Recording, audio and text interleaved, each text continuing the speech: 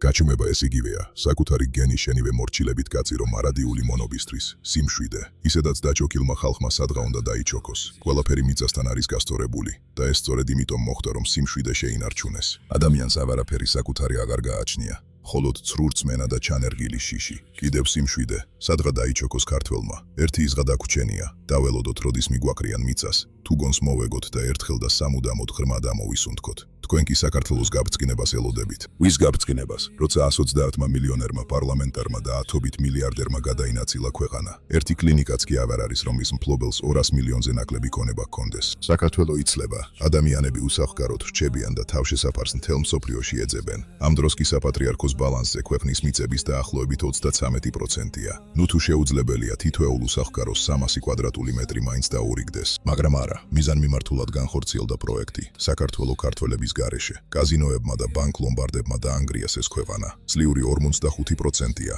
ეს უკვე უბრალოდ პროცენტი აღარ არის. ეს არის დარტყმა, ეს არის ერის კრახი. შიში, სტრესი, ჩანერგილი მონური აზროვნება, ჩასმენისა და მორალური დეგრადაციის ინსტიტუტები, საეჭვო ცხალი, პლასტმასის საკვები, კატასტროფულად ძვირი მედიკამენტები, რომლებიც არ კურნავს, არამედ გრძელვადიანად დამოკიდებულს ხდის სისტემაზე. და მაინც, რა სიმშვიდე, კიდევ სიმშვიდე, სულ სიმშვიდე. ქართული ყველაფერი გვდება. შეიძლება საუკუნის შემდეგ მოსაგონრადაც ავარ დავჭეთ. რისი გეშინიათ ხალხნო, ვის წინა შეიჩოქებთ. მე 80 ჯერჯერ დამაჯარიმეს.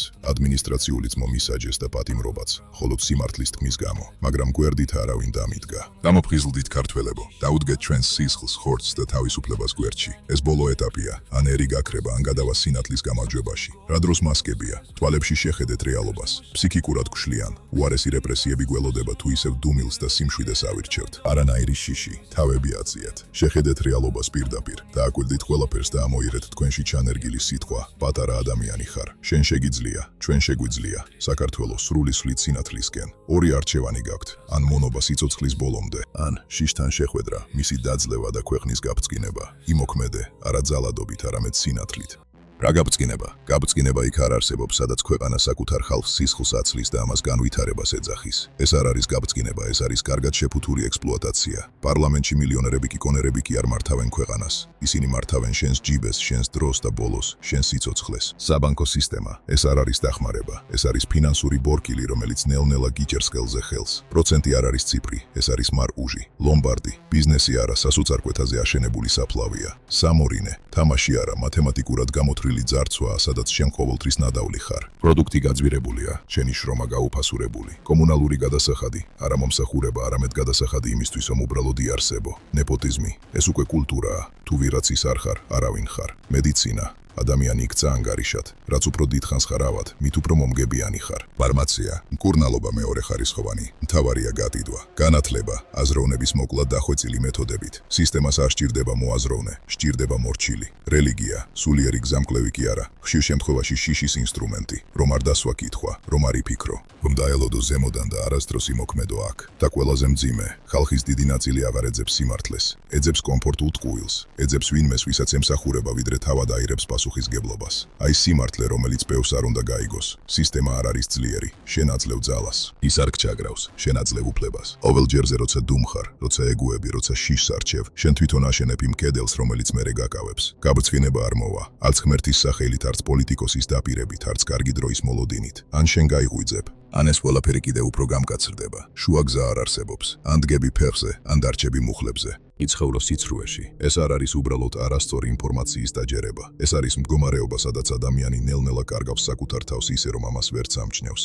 თითქოს ცხოვრობ, სუნთქავ, მოძრაობ, მაგრამ შენი ხედვა არ ეკუთვნის შენს არს. ის არის ჩამოყალიბებული გარედან, სხვისი სიტყვებით, სხვისი შიშებით, სხვისი პროგრამებით. სიცრუეში ცხოვრება იწყება იქიდან, სადაც ადამიანი წყვეტს კითხვის დასმას. როცა აღარ ეკითხება საკუთარ თავს, ეს ნამდვილად ჩემი აზრია, ან ეს რასაც გუზნობ ჩემში დაიბადა თუ ჩამინერგეს. სწორედ ამ მომენტიდან იწყება შიდა გაყოფა. ერთი ნაწილი შენში ხედავს, რომ რაღაც არ არის ნამდვილი, ხოლო მეორე ნაწილი ცდილობს ამ ხედვის ჩახშობას, რათა არ დაირღვეს კომფორტული ილუზია. სიცრუე არ არის ყოველთვის ხმამაღალი და აგრესიული. ხშირად ის ძალიან მშვიდია, ძალიან ლოგიკური, ძალიან ნორმალური. ის შენთან ერთად იზრდება, შენს ენაზე გელაპარაკება, შენს სურვილებს იმეორებს. ამიტომაც არის მისი ამოცნობა რთული, რადგან ის შენს საკუთარ ხმას გავს. ყველაზე მძიმე კი ის არის, რომ სიცრუეში ცხოვრება ქმნის ცრუ იდენტობას.